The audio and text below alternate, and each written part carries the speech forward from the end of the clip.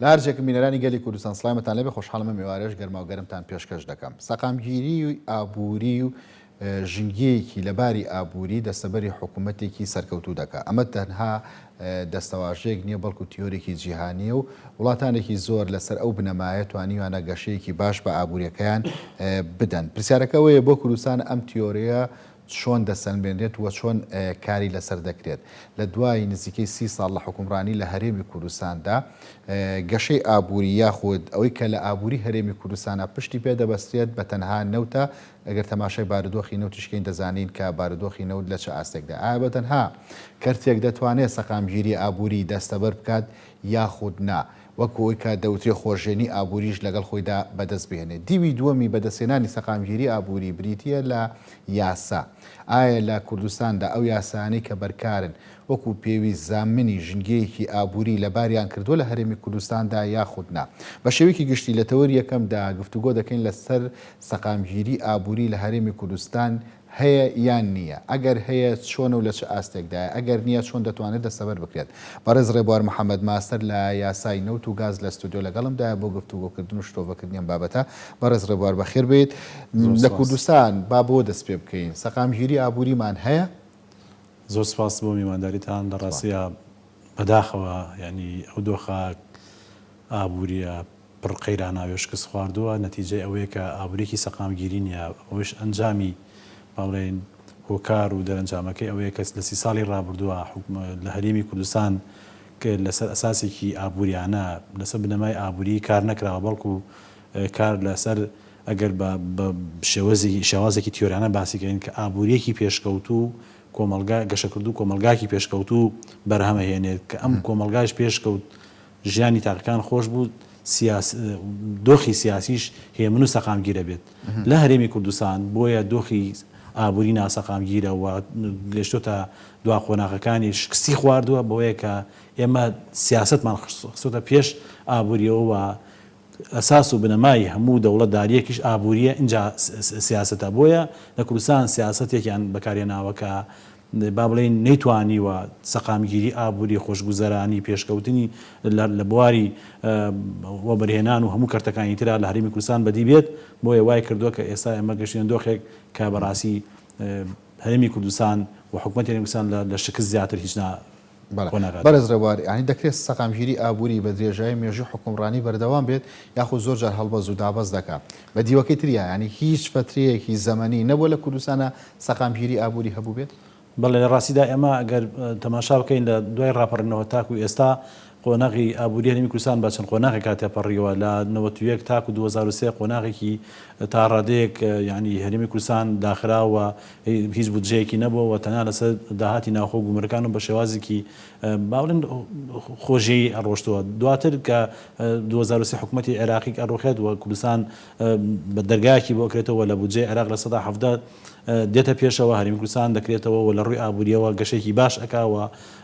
پرۆژەی گەورە ئەنجامدێت. بەڵام بەداخەوە کە دوای 2013 و لە 2014 ئابووری سەربەخۆ و ڕێفراندۆم ئەکرێت ئەوەیش کراوە هەمووی سفر دەبێتەوە و لە قۆناغی تا ئێستش با بڵێن قەیرانەکە بەردەوامە و هەرێمی کوردستان بەرەو شکستی زیاتر دەڕوات. بۆیە ئەو زەمەنەی 2006 تا 2013 قۆناغێکی با بڵێن زێڕینە لە مێژووی حکومدارەتی هەرێمی کوردستانە و بژانۆکی باشکرا. بەڵام بەداخەوە هەموو ئەو پرۆژانە هەموو ئەو کارانەی کران لە کۆتاییەکەیە بەوە کۆتایی هات کە بەهۆی ڕاگەاندنی ئابووری سەربەخۆ ڕیفراندۆمەوە بودجە لە بەختاوە نەهات و هەرێمی کوردستان خۆشی تووشی شکست بوو کە بۆیە تەنها پشتی بە با بڵێن دابینکردنی بودجە بۆ تەنها تاکسەرچاوی نەوتی بەکارهێنا. نەوتیش بەردەوام لە جنگێکی سیاسی سەربازی ئابووریایە و بەدەست کارتێکە بەدەست زلهێزەکانەوە بۆ شکاندن و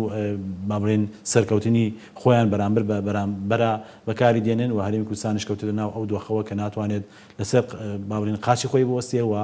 ئەو پرۆژانەشی کراون هەمویان بەرەو هەڵوەشان و پەکەوتن نەڕۆن. بەڵێ هەل لە ڕووی دەستەواژۆ مێ جیاوازی بکەین ئایا سەقامگیری خۆشێنی ئابووری هەر یەکمانیان دەبێت؟ سەقامگیری بەوە دێتکەوتمان ئێمە ئەگەر بێت و با بڵێن ئابووریەکی پێشکەوتومان هەبێت. ئابووری پێشکەوتوش بەوەیە کە ئێمە کۆمەڵێ سەرچاوی با بڵێن ئابووریمان هەبێت لە هەرێمی کوردستان بەداخەوە لە دوای با بڵێن 2013 تاکە سەرچاوی داهاتی ئەم وڵاتە بە شێوەیەکی سەرەکی نەوت بووە. نەوتیش ئەو دۆخەی بەسەر هەدکە بینیمان لە 2014 بۆ 16 تووشی بابرنجەنگی نەوتی لەلایەن سعودیەوە دواتر لە 2020 جارەتر ئەم جەنگە دەستی پێکردەوە بەردەوام نەوت لە هەڵبەز و دابەزای بۆیە کاتێک کە سەقامگیری ئابووری ئەکرێت کە تۆ با بڵێن داهاتی جێگرت هەبێت و سەرچاوەکانی داهات فرەبێ ئەگەر لایەکش لە ڕووی نەوتەوە شکست خوارد لە ڕووی سەرچاوەکانی تۆ بەرهێنانەوە بتوانیت ئەم دۆخە ڕاستکەیتەوە. ئەگەر من نمونە بێنینەوە وڵاتانەی کە وەکو هەرێمی کوردستان خاوەن نەوتن ئەگەر سەیری رووسیا بکەین لە 140 پشتی بە نەوت بەستەوە ئەگەر بەرمینە نەوت $40 کات ئەو هیچ کێشەی نییە و عەجزی میزانێ بۆ دروست نابێت. لە ئەمریکا پشت بە نەوت نابەسێت. لە نەرویج وەکێکە لە وڵاتەکانی ئەوروپا $866 ملیار یەدەکی هەیە کە بۆ باڵێن دانراوە بۆ ئەجیال بۆ داهاتوو هەمووشی لە سەنەداتی دەین و عقاراتە بەکارێنا و داهاتێ بێت. سەریک وڵاتانی کەنداوە بکەین سندوقی سیادیان هەیە لە کاتێکا کە نۆت بەرزە بێت پارە خەنە ئەو سندوقەوە دوایی دەیدەن بە بەنقی دەولی بە سەنەداتی دەین و ئەنواعشت بەکارێنەوە بە شێوەی کورتخایان وەرێگرنەوە لە کاتێک تووشی هەرسی نرخی نەوتە بن یەکسەر عەجزی میزانی پێبڕێنن. بەڵام لای ئێمە لەبەرەوەی ناسەقامگیری ئابووری هەیە و تاکسەرچاوی ئابووری تەنها نەوتە بۆیە نەوتیش تازە لە کوردستان بۆتە کارتێکی سوتاو بۆ دەوڵەتانی وەکو عێراق و نایجیریا و کۆنگۆ و هەرێمی کوردستان چونکە تەنها پشت بەنەوتە بەسن نەوتیش ناتوانێت هەموو با بڵێن بودجە پڕکاتەوە هەموو خواستەکانی بودجەی وەبەرهێنان و تەشغیلی پڕکاتەوە بتوانێت ئەو بەنامەی کە حکوومەت هەیەی جێبەجێکا بۆیە ناسەقامگیری ئابووری لێرە خۆژێنی ئەتوانین بڵێن ئەوەیە کە وەکو لەنەوەتویە کۆتاک و 2023 بینیمان هەرێمی کوردستان بە گومەرگەکان و داهاتی ناخۆت هەر ینی ڕۆشتۆ بەڕێوە بەڵام نەیتوانێت هیچ پرۆژێکە کە خواسی خەڵک بوو بتوانێت پێشکەوتنی ئابووریکەوە ژێرخانی ئابووری بژێنێتەوە وڵات پێشخات تەنها ئەوە بۆکە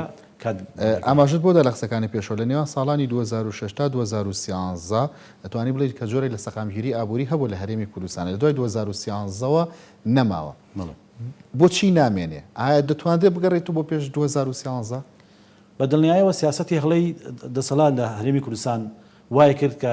بەبێ با بڵێن حسابکردن یا خوێندنەوە بۆ ئابووری سەربەخۆ کە ئێمە هەرێمێکین کاتێک تۆ بیل لە ئابووری سەربەخۆکەیتەوە بیل لە ڕێفراندۆم و دەوڵەتداریەکەیتەوە دەبێت شێرخانێکی ئابووری بەخۆتە بێت دەبێت بنەماکانی دەوڵەتت هەموو ئامادە کردوێ ئەنجا دەتوانیت بیلە بکەیتەوە. ئێمە لە هەرێمی کوردستان لە کەرتەکانی کشت و کاڵمان 2013 بۆ 2007 ینی 2007 ڕێفراندۆم کراوە. بەڵێ بەس قۆناغ بە قۆناغ لە 2014 با بڵێن ئابووری سەربەخۆ ڕاگەنە بە دوایە ڕێفراندۆم کراوە. بەمەسم ئەوەیە کاتێک کە تۆ دەتەوێت کۆمەڵێک قۆناغ هەنگاو بنێ دەبێت ئامادەکاریت کردبێت پێداویستەکانت حاضر کردبێت. لە هەرێمی کوردستان بەبێ ئەوەی لێکدانەوەیە خۆ ئامادەکردن بۆ ئەوەی کە بنەماکانی دەوڵەتداری کە ئابووریەکی سەقامگیرە و دروستکردنی کۆمەڵی سەرچاوی داهاتە بۆی کە تۆ کە ئابووری سەربەخۆ ڕاگەیت و دەوروبەرت گەمارۆ ئەخەنە سەرت و ڕێگاکانت لێ ئەگرن تۆ لانی کەم بتوانیت بەهۆی ئەو سەرچاوە دایرانەی خۆتەوە ئەگەر هەندێکشیان لە دەستدەی بۆوانیتر بتوانیت خۆت بژێنی و پرۆژەکانت بەردەوام. بەڵام بەداخەوە لە هەرێمی کوردستان بەبێ حسابکردن بۆ با بڵێن کارتی نەوتە کارتێکی سەربازی سیاسی ئابووریە لە جیهانا و زلهێزەکان بەکاری دێنەوە دەبینی ئێستا هەر ئێستا سیرکە یا با بڵێن ئەو جنگانەی کە لە ڕۆژهەڵاتی ناوەڕاست ڕوویانداوە هەر هەمووی لەسەر هۆکارەکەی دەگەڕێتەوە بۆ نەوت. با بڵێن ئەو جنگی کە لە سووریا تا ئێسش کۆتایی نهاتووە بەهۆی ئەو بوو کە قەتەر ویستی بە سووریا بۆری نەوتی غاز بەرە ئەوروپا بات ئەو جنگیان دروست کرد. عێراق پەلاماری کۆیتی دا و کۆیتی داگیر کرد و ویستی سعودیە وڵاتانیەتی داگیر کا بۆی کە دەست بەسەر نەوتەکە بگرێت ئەو دۆخەی لە عێراق دروست بووە تا ئێسش بەردەوامە. جەنگی ئەفغانستان ئەوە بوو کە یەکێتی سۆڤێتی جاران ویستی بۆریەک بە ئەفغانستانە بووە بەسەر دەریای هەند ئەمریکا ئەو دۆخەی دروست کرد کە نەجیب وڵای حکوومەتی نەجیب وڵای ڕوخان هەتا ئێسش ئەفغانستان ناسەقامگیریە. لە لیبیان ئێستا تەماشاکە لە حوزی دەریای سپینەوە ڕاست تەماشاکە کە ئێستا چی ڕوو ئەداوت هەمووی بابەتەکان لە ئێران هەمووی پەیوەستە بە نەوتەوە و نەوت کارتێکی سیاسی سەربازی ئابووریە و لە هەرێمی کوردستان خوێندنەوەیەکی ورد نەکرا بۆ هەموو لایەنە سیاسی و سەربازەکانی و لە ڕووی جۆپۆلیتیک و حسابی بۆ نەکرا تەنها چاویان لەوە بوو کە ڕۆژی ملیۆنە بەرمیل لەو دفرۆشن لە ئایندەیەکی نزیکە بڵێن دوای 2014ەوە باڵێن داهاتێکی زۆر بەدەست بێن و بە ئارەزی خۆیان تەراتێنی بێکەن. بەڵام هەموو خەونەکان پێچەوانە بوونەوە نەیانتوانی کە کارێک بکەن کە با بڵێن ئامادەکردن بێت بۆ دەوڵەتداری بۆیە تووشی شکست بوون و نەیانتوانی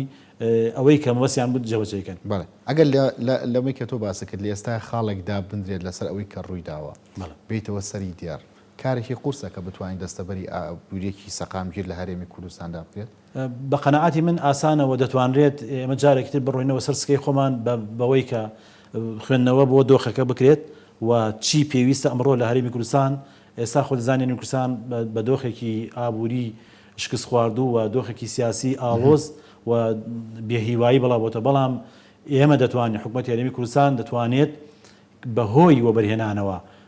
با بڵێن کۆمەڵە گۆڕانکاری بکات لەوەی کە دەتوانێت چاکسازی لە بواری ئابووریە بکات بۆی کە کۆمەڵی سەرچاوی تر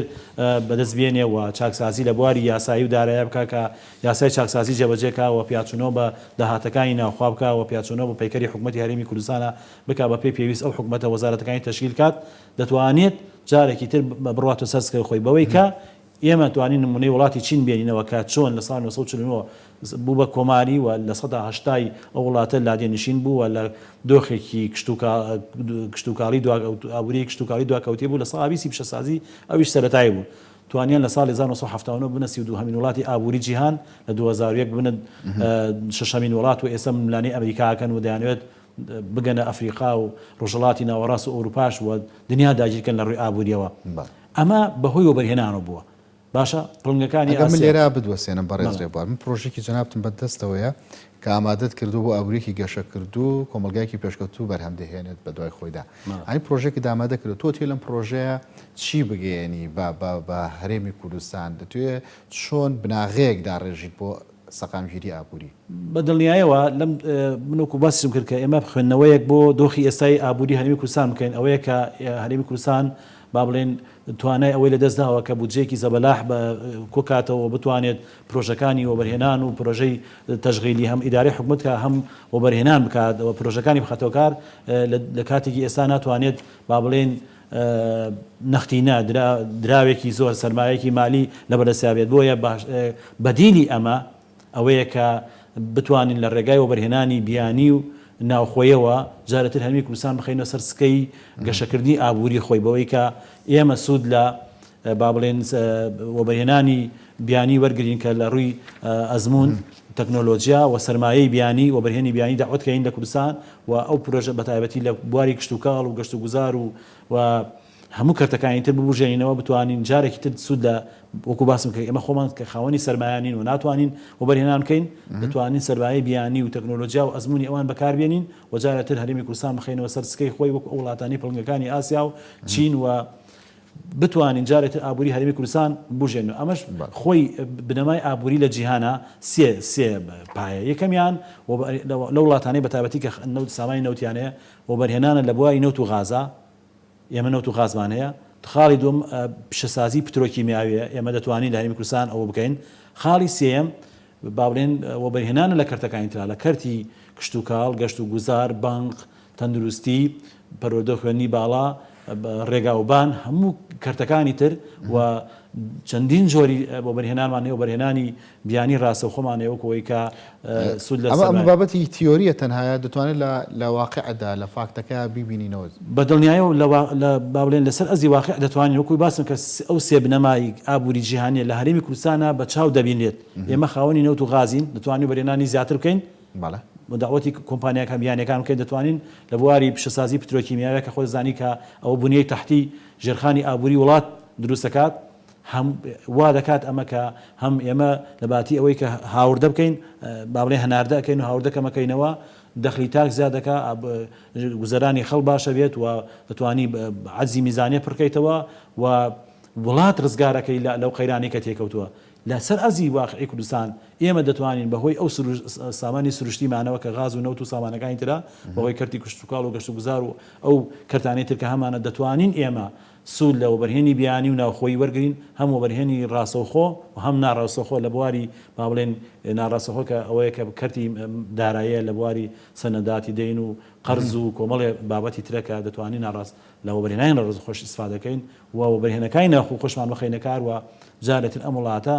با بڵێن بخەینەوە سەر سکەی ڕەوڕەوەی ئابووری خۆی و لەم قەیرانە خەڵ ڕزگارکەین و جارێتتر هیوا بدەینەوە خەڵک و بتوانین ئابووری کوردستان بژین. ئەم پرۆژێت تەنها وەکو بابەتێکی دیراسی ئەمێنێتەوە بڵێن بەڕێزڕەوار پرۆژێکی هەیە یاخود دەکرێت گفتوگۆکان فراوانکەی بۆی کە خۆت تەرویزی بۆ بکەی بۆ هەرێمی کوردستان. من لە ڕاستیدا ئەوەی کە با بڵێن دەستم پێ بگا و بتوانم نردومە بۆ کۆمەڵە شوێنی دیاریکراو لە با بڵێن کە کادرێکی نیشتوانی کوردستان کە کادرێکی و حیزبم بۆ بەرسرین ئاس نردومەوە لە ڕووی ڕاگەاندنەوە کەناڵەکانی بە کەناڵی بەڕێستان نردۆوە بۆ کەناڵی کورساتم نردۆوە بەردەوام کاری لەسەرەکەم تا ئەو دەقەی بتوانم دەنگم بگات من دەنگی خۆمەگەێنم بۆ بتوانین ئێمە لەم دۆخە پڕقەیران ناوێ شکست خواردووە کە لە ناو تونێلێکیان ئەو سەرەکەی دیانە بتوانین دۆخەکە پێچەوانە بکەینەوە لە ڕێگەی بەرهێنانەوە توانی ئەو سەری تونێلەکەمان پیشان بێ بە سەقامگیری ئابووری بە دڵنیایەوە ئەگەر بێت و هەرێمی کوردستان حکوومەتی هەرێمی کوردستان با بڵێن بڕیار بداوە ئیرادە بکات کە کۆمەڵی هەنگاو هەیە بیگرێتە بەر دەتوانین ئێمە ئەو سەری تونێلەکە بەڕووناکی ببینینەوە و هەرێمی کوردستان و خەڵکی هەرێمی کوردستان جارەتر با بڵێن بگەینەوە کەناری ئارامی و ئابووریەکی پێشکەوتووی گەشە کردو کە ژیانێکی شەرەفمەندانە بۆ هەموو وڵاتی کوردستان دابینکەن بۆی کە با بڵێن چاکسازی لە کەرتی ئابووری لە دارایی و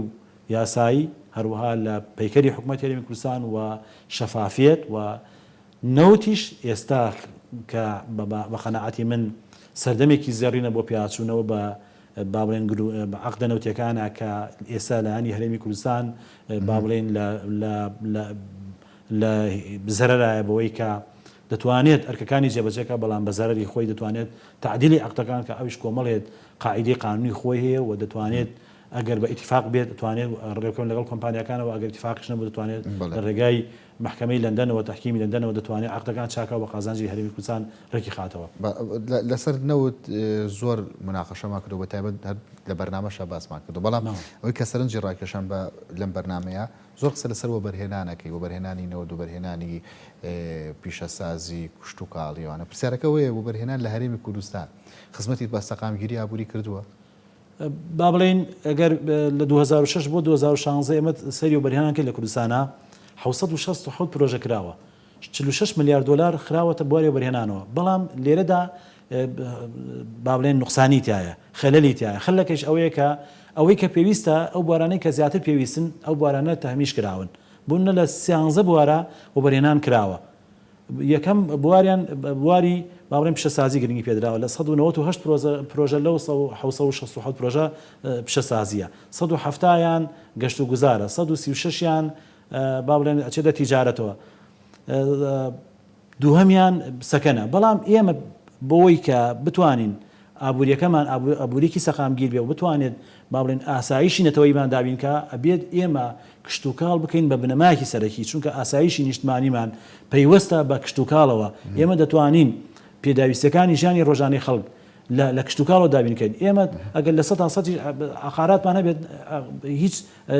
ئەوە بەشێکە لە با بڵێن لە گەشەکردنی ئابووری بەڵام ناتوانێت ئاسایشی ئابووری ئاسایشی نیشتمانی پارێزێت بۆیە خاڵی یەکەم ئەوەیە کە لە بواری وەبەرهێنانە خەلەلێک هەیە لە دابەشکردنی سێکتەرەکانە خاڵی دوم ئەوەیە کە جیاوازی لە دابەشکردنی کراوە لە ناوچێکە بۆ ناوچەیەکی تر بۆ نمونە لەم 46 میلیارد دلارە 14 میلیارد دلاری لە سنووری پارێزگای سێمانیا جێبەجێکراوە لە تقریبا هەمووی ئەو کەتری لە 144 براوەتە هەولێر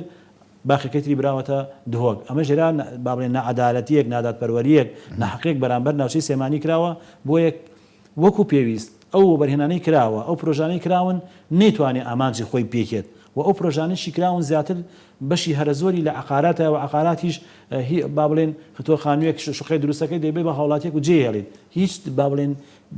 ناتوانێت خۆشی کاریگەری هەبووە بە تایبەتەوەی کە تەماشایکە ینی کەسانێکی زۆر بە پێشەکێکی کەم بە پارەیەکی کەم بوونەتە خاوەنی خانووی خۆیان بوونەتە شوێنی سەکەنی خۆیان ئەی ناکرێت لەم ڕوانگەیەوە تەماشای بکەیت من باسی ئەوم کرد 13 لە 13 بوارە کار کراوە بەڵام ئەوانەی دەبوایە بە شێوازێکی دادپەروەرانە هەم لە ڕووی پرۆژەکانەوە هەم لە ڕووی ناوچەیشەوە پرۆژەکان دابەشکرا بۆی تەوازنێک دروست بێت و بتوانێت بەردەوامیەکە بێت ینی تۆ ئەگەر کارگەیەکە بێت هەزار کرێکاریشی تیاوکەوە باشە یان شوقەیەک بێت شوقەیە تەسیمی بە هاوڵاتیەکە کات و تەواویتر کۆتایی دێت بەڵام پرۆژەکانی تر کە ئاسایشی نەتەوەی پێ بەسراوە تۆ ئەگەر با بڵێن 1970 پرۆژە پیشەسازیە یا 170 لە پرۆژەکان سەکەن ئەگەر 170کە کشت و کاڵ بووایە ئێستا دۆخی ئێمە لە ڕووی ئابووریەوە شێوازێکی تر بوو لە 30 پرۆژە لەو 1960 پرۆژە 30 پرۆژە کشت و کاڵیە بۆی ئێمە ئاسایشی نەتەوە ئیمان کەوتوە خەتەرەوە پرۆژەکانی تر ئیهمالکراون لە ڕووی خوێندنی باڵا و لە ڕووی پەروەردە و لە ڕووی بانق و لە ڕووی ڕێگاوبان و ئەوانەی کە پێویستن کە بۆ ئەوەی کە ژیان بەردەوام بێەوە خەڵک بەردەوام لە کارابێەوە کارگە بێت ئێمە لە ڕووی هەلی کارمان نیە بەداخەوە ئێمە کە هەلی کار نییە و خەڵک ئەوەیە کە مەسمەیە هەم لە ڕووی ناوچەیەوە هەم لە ڕووی دابشکنی پرۆژەکانەوە پرۆژەکان وەکو ئاسی خۆیان نیە و بۆیە خەلەلێکی دروست کردووە ئەو بەرهێنانەی هەیە ئامانجەکەی نەپێکاوەکو پێویست بەڵام بە دیوەکی تریاگە تەماشای کردی وە بەرهێنان کەی لە هەرێمی کوردستانە وە بەرهێن خۆی دێتە پێش بۆ ئەنجامدانی پرۆژە ئەنی خەلەلەکە لە حکوومەتایە لەوە بەرهێنەکەیە یادا بۆ حکوومەت بۆ بەرهێنەکان ناچارکە بێن ئەو سێکتەرانی کە باست کە کوشت و کاڵ بە خوێندنی باڵا بێ بانک بێ ببوژێنەوە دوو لایەنێ بەشێکی ئەوەیە کە حکوومەت کاتێک بۆ بەرهێنێک پرۆژێک تەقدیمەکات دەبێت جدوای ئەم پرۆژە لێک درێتەوە بۆ ئەم ناوچەوە تا چەند بەردەوام بێت تا چەند سوودیە تا چەند خەڵکە خاتە سەرکار تا چەند با بڵێن هەلی کار دروستەکات ئەوە لە لایەنێک لایەنێکتر حکوومەت خۆی پێویستی بەوەیە کە با بڵێن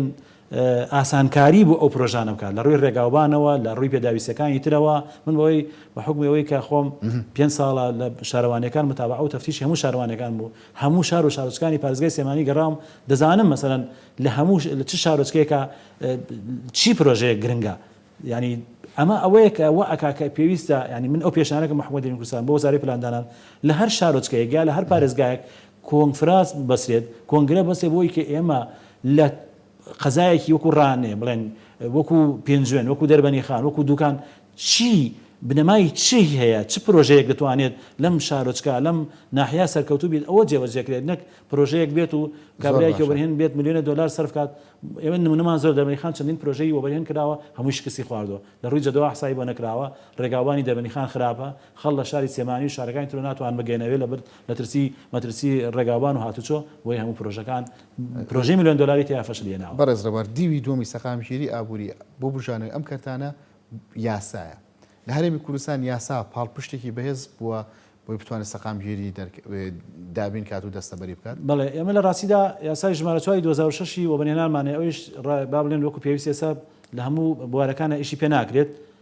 و ئێمە کە مادەم خاوەنی پەرلەمان و پێی دەستوری عێراق با بڵێن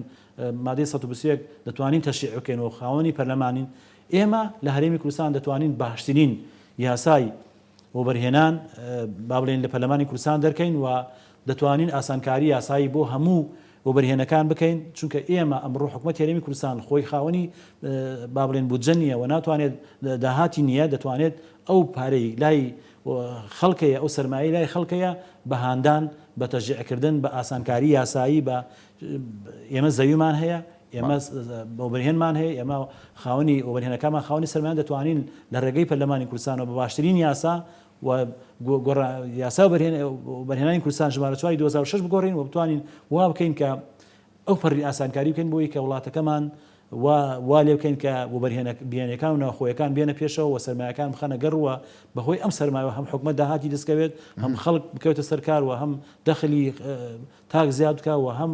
دۆخی ئابووری و کۆمەڵایەتی و سیاسی سەقامگیر بێ و بتوانین ئێمەش وەکو وڵاتانی هەربەتەنها یاسای وەبەرهێنان ینی دەکرێتە پێوەەر بۆ بابەتە نەیاخۆ یاسای دیکەش پێویستی هەمواردکردن و هەم بەدەرکردنی یاسا بەدڵنیایەوە ئێمە لە جگە لە یاسا وەبەرهێنان کۆمەڵی یاسای ترمان هەیە لە مساتەحە و لە بابەتەکانی ترا ئەوش دەتوانین دەستکاری بکەین و دەتوانین وا بکەین کە بخەینە خزمەتی وەبەرهێنەکانەوە یا ئەوانەی کە سەرمایان هەیە لە ڕاستە ئێمە هەر یاسای وەبەرهێنانمان نییە دەتوانین لە کەرتەکانی تریشەوە بەڵێن لە بەشەکانی ترشەوە لە شارەوانی ئێمە دەتوانین مساتەحە بدەین دەتوانین مۆدەی مساتەحەکە زیادکەین دەتوانین با بڵێن کرێکە کەمترکەینەوە هانی وەبەرهێنەکە بدەین کە بێت پرۆژەی باشتر کا و خزمەتی زیاتر کا هەم شارەوانی داهاتی باشی دەستکەوێت و هەم خەڵک بکەوێتە سەرکار و هەموو بەرهێنەکەش توانێت هەم خۆی مستەفید بێ هەم سەرمایەکەی خاتە بازارەوە هەم خەڵکی تریش لەگەڵا کارکات دەتوانین ئەو یاسانش بۆڕین بخێنە خزمەتی خەڵک چونکە یاسا بە پێی پێویستی سەدەم دروستەکە نەک یاسا 50 ساڵ 6 ساڵ پێش دروستکراوە تۆ ئێستا کاری پێ بکەیت و بڵێ ئەبێ هەرم یاسا جێبەجێکرێت بەداخەوە ینی ئێمە با بڵێن لە مساتحەکانمانە لە وەزارەتەکان و ڕێنمایی دەرکراوە دەڵێت لەم دۆخە سەختە ئابوووریە کە داهات نەماوە کە پرۆژەکان هەمویان پێکیان کەوتون دەڵێ ئەبێت کرێکانیان زیاد کرێت بە یاسای 32 ساڵ هێشتا شش دەڵێ بە پێی زروف و بە پێی کات کرێ و با بڵێن ئینەکان لەسەر وەبەرهێن یا لەسەر کەسی مساتح زیاد دەکرێت کەمەکرێتەوە بە پێی زەمانەکە ئابووری باش و بەرز دەکرێتەوە ئابووری خراپ و دابەزێن بەڵام ئێمە لە دەرکردنی ڕێنمایەکانیشا لە هەڵاین بۆیە تا دێت دۆخەکە بەرەو شکستە بین و خەڵ ناچارەکەن دوورکەوێتەوە لە پرۆژەی و بەرهێنان و پرۆژەکانی تر و بەرەو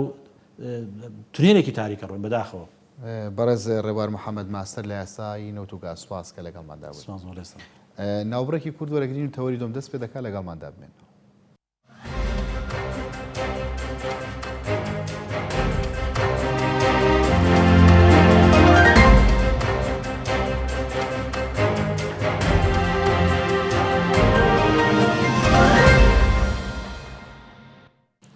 جارێکتر سڵاوتان لەبێ خۆشەویستان لەگەڵ ئەوەی کە لە عێراقدا بڕیاری هەڵبژاردننی پێشوەختە دراوە بەڵام لە ئێستادا دەنگۆی دواخستنی هەڵبژاردننی پێشوەختە بۆتە پرسێکی جددی و لەگەڵ ئەوەدا پاساوی یاسایی بۆ دەهێنرێتەوە و پاساوی یاسایی بۆ دادەڕێژێتەوە. ئامانجی دیکەش لە پشت ئەم بابەتەوەیە کە تەنها بریتە لە بەرژەوەندی هێزە سیاسیەکان. بە پێیەوەی لە شەقامی عراقی باز دەکرێت هەڵبژاردننی پێشوەختە دوا دەخرێت بۆ تشرینی دووەمی ساڵی 2020 گواتە 4 مانگ دوا دەخرێت. ئەمە پرسیارە جدیەکە ئەوەیە ئایا ئەمە لە بەرژەوەندی خەڵکی عێراقا یاخود نا. هەڵبژاردننی پێشوەختە بۆ هێنانەدی و زەمینە سازی و بۆ گۆڕانکاریەکی کاتیش بێ لە عێراقدا و هەرچەنە بەشێک بوو پەیوەندی بە داخوازی خۆپیشاندەرانەوە هەبوو بەڵام ئایا دواخستنەکەی مەترسی دروست ئەکا یا دروستی ناکات. لە تەوەری دۆمدا لەگەڵ بەڕێز هەروان تاهیر گۆمەشینی مافناسکە لە هەولێر و لەگەڵمدایە شرۆڤێن بابەتە دەکەین بەڕێز سەروان ئێوارەت باش. بە گوێرەی خوێندنەوەتان مبارەدۆخی سیاسی عێراق ئێوە پێتان وایە هەڵبژاردننی پێشوەختە دوا بخرێت؟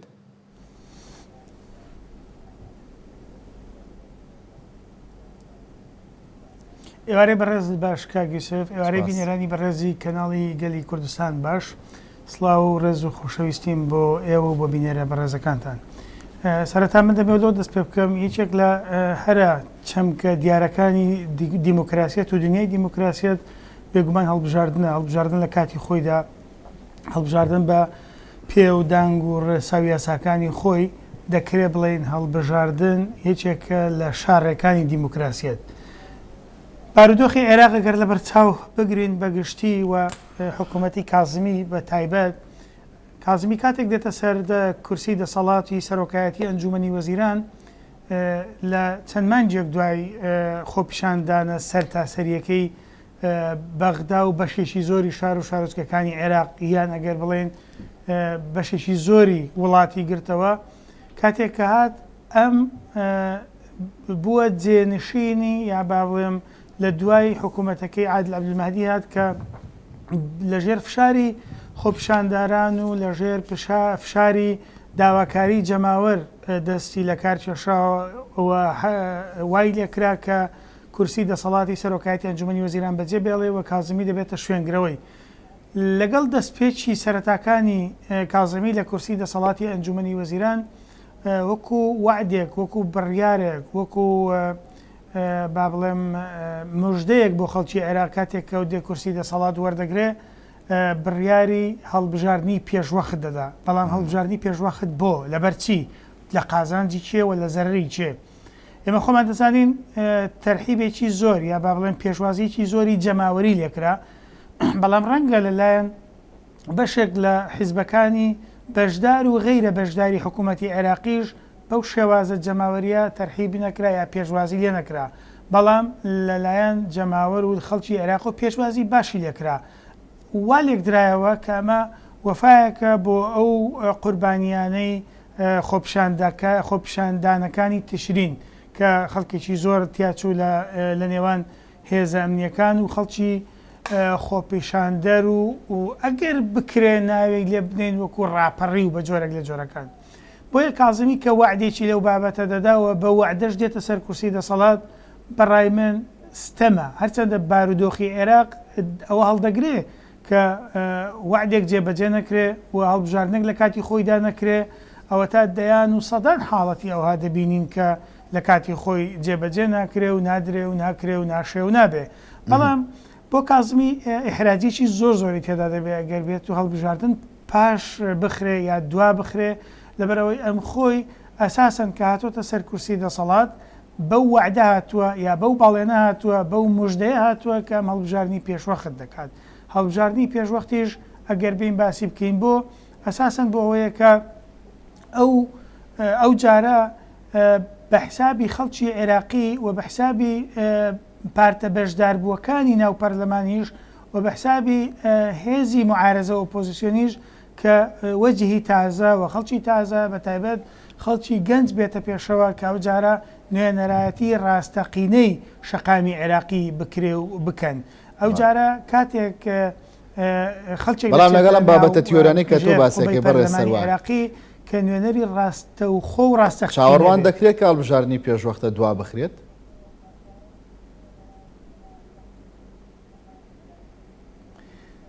من بە دووری دەبینم لەبەر ئەوەی کازمی وعدی داوە و زۆر لەسەر ئەم وەکو کەس وەکو کەسایەتی بەرپرسی یەکەمی عێراق و وەکو هێزی سیاسیش زۆری لەسەر دەکەوێت و ئەوە داخوازیی جەماوەریە ئەستەمە پشتگوێخستنی ئەو هەڵبژاردنە و لە کاتێک موافقی پەرلەمانی پێوەرگیرایە و کۆمیسیۆنی باڵای سربەخۆی هەڵبژاردنەکانی عێراق ڕەزامەندی لەسەرداوە و تهدیدی موعد کراوە کە لە 6 مانگ هەڵبژاردن بکرێت لە ساڵی ئایندا. بۆیە بە دووری دەبینم بەڵام دیسانەکە دووبارەی دەکەمەوە لە زروفی عێراقی و لە بارودۆخی عێراقی خۆت دەزانی کە هەموو شتێک واردە چکە تەداخلاتی ئەجنەبی تێدایە چکە با بڵێم زیمامی ئومور 100% بەدەست خودی عێراقیەکانەوە نییە بەداخەوە. بەڵێ دەکرێت دوا بخرێ بەڵام دواخستنی هەڵبژاردننی عێراق من بە کارێکی باشی نبینم. پێم وایە ئەگەر بکرێ و تا دەکرێ کازمی هەوڵی جددی دەدا بۆی کە لە کات و ساتی خۆیدا هەڵبژاردننی پێشوەخت بکا و ئەنجامی بدات. بەڵێ ئەگەر هەڵبژاردننی پێشوەختە دوا بخرێ مەترسیەکەی لە کوێ دەرەکەوێت؟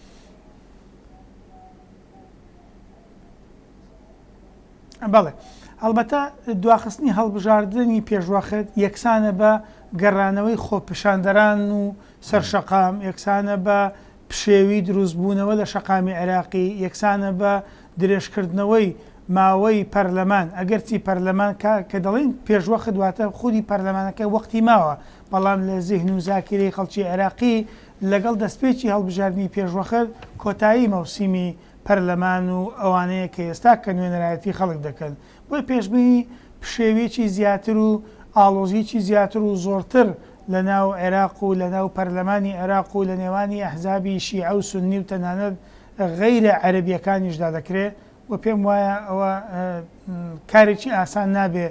بەرگرتن یان کردداری خەڵک کارێکی قورس دەبێ و پەرچەکردداری حکوومەتیش ڕەنگە قورستر بێ بۆیە پشێویی سیاسی و سەربازی و ئەمنی هەڵبەتە ئەگەر ئەوانە دروست بوو پشێویی دیکەی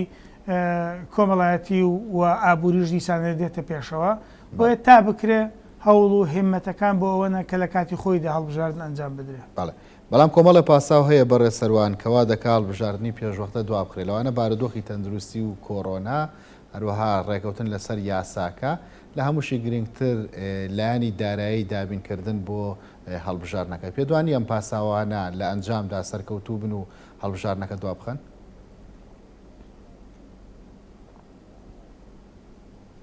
ئێمە باسی حاڵەتە گرنگەکانمان کرد و باسی حاڵەتە سەرەکیەکانمان کرد. ئەگەر بین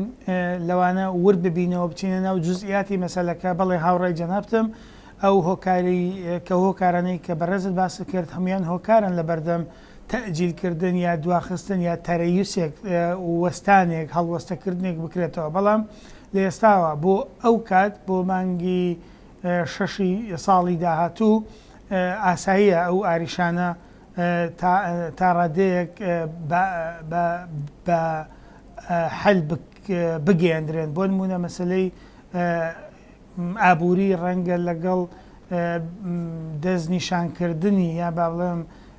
بڕیاری میزانیە و بودجێ عێراقی کە قسەکە زیاترەوە هەڵدەگرێت کە بۆ زیاتر لە ساڵێکە ڕەنگە ئاریشەی دارایی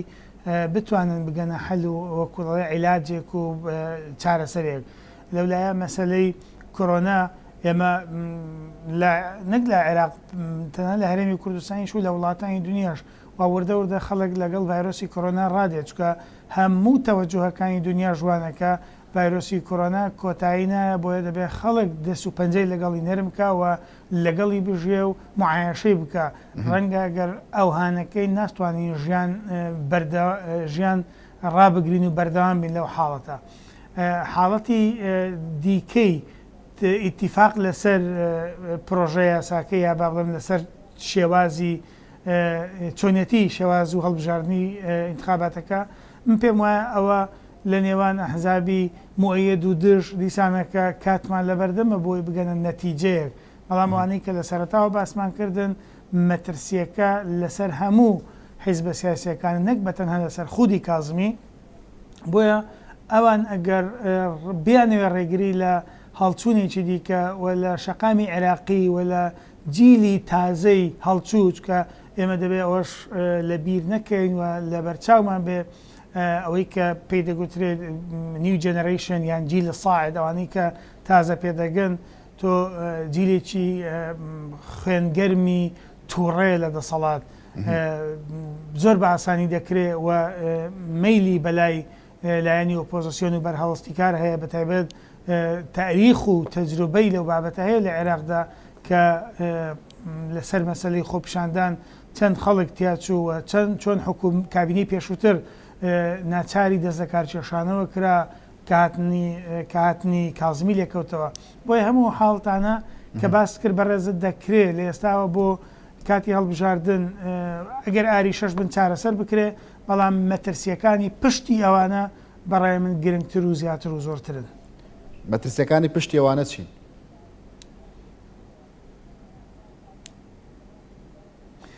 مەترسیەکانی پشتیەوانە تەداخلاتی ئەجنەبیە. مەترسیەکانی پشتیەوانە بەردەوام و دووبارە بوونەوەی ئەو وجوهانەیە کە لە دوای ڕوخانی ڕژێمی پێشووەوە تۆ ئەندامی پەرلەمانت هەیە، نوێنەری خەڵک نییە، لە ڕاستیدا نوێنەری پارتێکی سیاسیە و دەسەڵاتدارت هەیە لە هەموو پۆستە باڵاکان لە هەموو جمگەکانی دەسەڵات کە ڕەنگە لە دوای ڕوخانی ڕژێمەوە لە 2023 تا ئەوڕۆ هەر ئەم دەسەڵاتدارە و بەرپرسە و لەسەر شاشەکانە و محەلیلی سیاسیە و سەربازیە و ئابوووریە بەڕاستی خەڵکی عێراقیش لەگەڵ ئەو دەم و چاوانە هیلاک بوو، ماندوو بوو. بۆیە دەکرێت ئەگەر لەگەڵ هەڵبژاردننی پێشوەخت معالەجەی ئەو حاڵتە نەکرێ یا گۆڕینی ئەو وەجهانە بە کۆمەڵێک لە دەموچاوی تازە و خەڵکی گەنج و جیلی تازە نەکرێ، ڕەنگە ئاریشەکان لە عێراق زیاتر و زۆرتر دەبن. تەنانەت من پێم وایە بەش بە حاڵی خۆم ئاسایشی کۆمەڵایەتی لە عێراق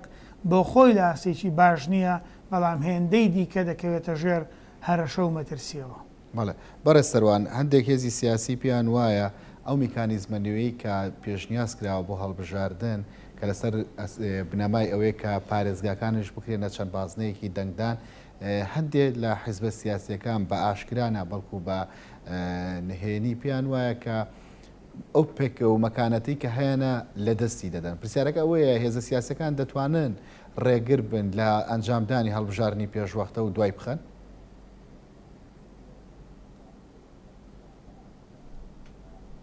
بێگومان هێزە سیاسیەکانن پێکهاتە و نەسیج و تەرکیبەی حکوومەتی ئێستای عێراقی و بە نوێنەرایەتی خەڵکیشەوە. بۆیە دەکرێت و دەتواندرێ دەوریان هەبێت، جا دەوری پۆزتیف و دەوری نێگەتیڤیان هەبێت لەو حاڵتە، دەورەکانیان ئەرێنیە یان نەرێنیە. بەڵام من پێم وانە چەند پارتێکی دیاریکرا و بێن ڕێگا لە بەردەم شەپۆڵی گشتی تەوەجوهی سیاسی یان ڕسمی سیاسی یا خەریتەی سیاسی لە عێراقدا بگرن، چکە پێم وایە بەشێکی زۆری پرۆسەی سیاسی لە عێراق وڵاتانی زلهێزی دنیا ئەوروپا و ئەمریکا بەڕێوەی دەبن. ئێمە بیرمانە سەردانی کازمی بۆ ئەمریکا و دیداری لەگەڵ دۆناڵد ترامپ لەو کۆتاییانەی مانگی ڕابردوودا ئەمە بەشێک لە تەوەرەکانی کازمی پێدەچێت مەسەلەی انتخابات بوو بێ. تەنانەت هاتنی کازمی بۆ هەرێمی کوردستان و سەردانی پارێزگاکان و دیداری لەگەڵ بەرپرسانی هەرێمی کوردستان بەغێر مباشر لەگەڵ خەڵکی عامی کوردستانیش بەشێکی ئەگەر جانیبی پێکاتن و ڕێککەوتنی نێوان هەرێم و بەغدا بێ، بەڵام بەشەکەی دیکەی دەکرێت بڵێن باسکردێکی غێر مباشر بێ لەسەر مەسلەی پەرلەمان و هەڵبژاردن و خۆ ئامادەکردن. بۆیە وەک بەڕێزت باسە کرد ئەو پارت و لایەنانەی حەجمیان چەندە و چۆنن و پێگەیان چییە و چۆنە و چەندە، من پێم وایە دەوریان دەبێ، بەڵام دەورەکەیان ڕەنگە بتوانن عەرقەلەیەک یا تەعتیلێک لەسەر ڕێگاکە دروست بکەن، بەڵام من پێم وانییە بتوانن لە بەردەم ڕەوتی گۆڕینی ڕەوڕەوەی سیاسی و ئیدارە لە عێراقدا بگرن. ئەگەر دەوریشان هەبێ یا دەورەکەیان نێگەتیڤ و خراپیش بێ، ڕەنگە بۆ کاتی دیاریکراو بێ، بەڵام تەویل المەدا نابێ. بەڵێ با پرسیارەکە بۆ کورد بێت، ینی دواخستن بۆ کورد باشە یاخود ئەنجامدانی هەڵبژاردن لە کاتی خۆیدا بۆ کورد باشە؟